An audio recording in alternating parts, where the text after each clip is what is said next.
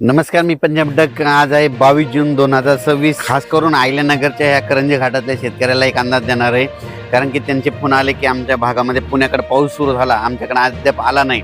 तर ह्या करंजी घाटातल्या संपूर्ण भागातल्या शेतकऱ्याला, पाथर्डी तालुक्यातल्या आयल्यानगर जिल्ह्यातल्या शेतकऱ्याला सांगू इच्छितो की आज मतदार 22 जूनला म्हणजे आज रात्रीच्याला तुमच्या भागामध्ये चांगला जोराचा पाऊस सुरू होणार आहे.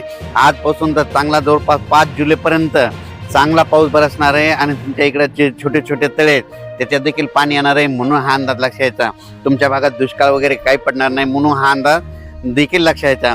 पण राज्यातल्या सर्व शेतकऱ्याला सांगू इच्छितो की राज्यामध्ये पूर्व विदर्भ, पश्चिम विदर्भ, दक्षिण महाराष्ट्र, उत्तर महाराष्ट्र, कोकणपट्टी, खानदेश, मराठवाडा सर्व शेतकऱ्याला सांगू इच्छितो की आज 22 जूनपासून मी म्हटलं होतं ना काल 21ला पाऊस सुरू होईल, तर 21ला पुणे, नाशिक, सातारा, बऱ्याच भागामध्ये मुंबई सगळीकडे पाऊस सुरू झाला.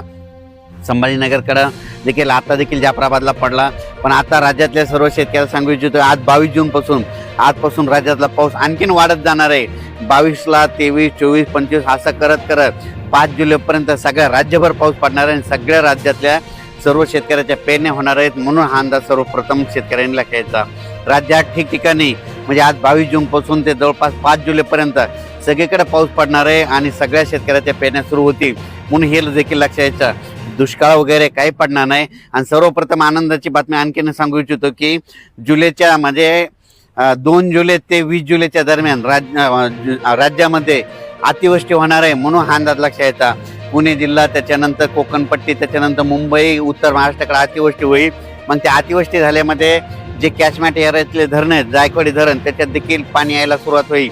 इकडे पुण्याकडे पडल्यामुळे तिकडे कोयना धरणाकडे देखील पाणी यायला सुरुवात होईल. त्याच्यामुळं हे देखील सर्व शेतकऱ्यांनी अंदाज लक्षात द्यायचा. आज दुपारनंतर जे पाऊस सुरू होणार आहे 22 जूनला, तर तुम्हाला सांगू इच्छितो आज लगेच काय होणार सगळीकडे महाराष्ट्रामध्ये काय होणार, पश्चिम महाराष्ट्र, कोकणपट्टी, त्याच्यानंतर इकडे मराठवाड्याकडे देखील येणार आहे, विदर्भाकडे देखील येणार आहे. म्हणजे जवळपास आज बराच भाग जवळपास व्यापून टाकणार आहे. म्हणून हा अंदाज लक्षात यायचा. आजच्या पेक्षा आणखीन उद्या 23 तारखेला आणखीन 23 जूनला आणखीन बराच भागामध्ये व्यापून टाकणार आहे. 24ला 25 असं करत करत सगळीकडे वाटणार आहे. म्हणजे सांगायचं झालं तर विदर्भामध्ये सांगायचं झालं तर वर्धा, नागपूर, भंडारा, गोंदिया, चंद्रपूर, यवतमाळ, वाशिम, अकोला, बुलढाणा, अमरावती ह्या परिसरात देखील म्हणजे आजपासून पावसाला वाढायला सुरुवात होणार आहे. म्हणून हा अंदाज लक्षात यायचा.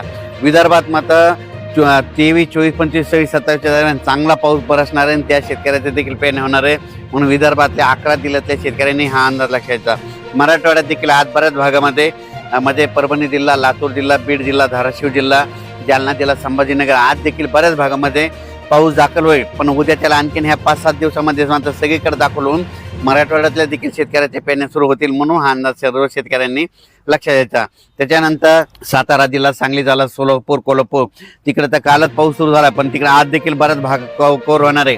आणखीन 10 दिवसामध्ये तिकडेच देखील सगळीकडे पाऊस पडेल आणि त्या भागातील देखील शेतकऱ्याच्या पेरण्या लागू होतील. म्हणून हे लक्षात द्यायचं. उत्तर महाराष्ट्राकडे नंदुरबार जिल्हा, धुळे जिल्हा, जळगाव जिल्हा, नाशिक जिल्हा, त्याच्यानंतर आयल्यानगर ह्या परिसरातल्या शेतकऱ्याला सांगू इच्छितो तुमच्या देखील आज म्हणजे 22 पासून ते 5 जुलैपर्यंत तुमच्याकडे सगळीकडे पाऊस पडणार आहे. सगळ्या शेतकऱ्याच्या पेरण्या लागतील.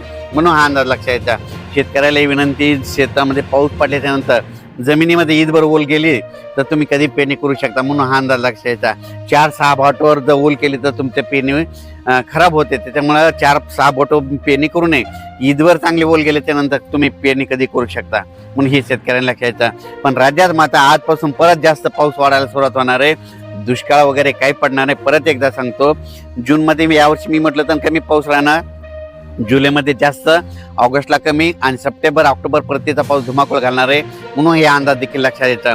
पण जुलै महिन्यामध्ये मात्र राज्यामध्ये ठिकठिकाणी अतिवृष्टी होणार आहे. म्हणून हा अंदाज सर्वप्रथम लक्षात यायचा. परत कोणत्या कोणत्या भागात होणार आहे त्याचा सविस्तर अंदाज पुढच्या अंदाजात दिला जाईल. धन्यवाद.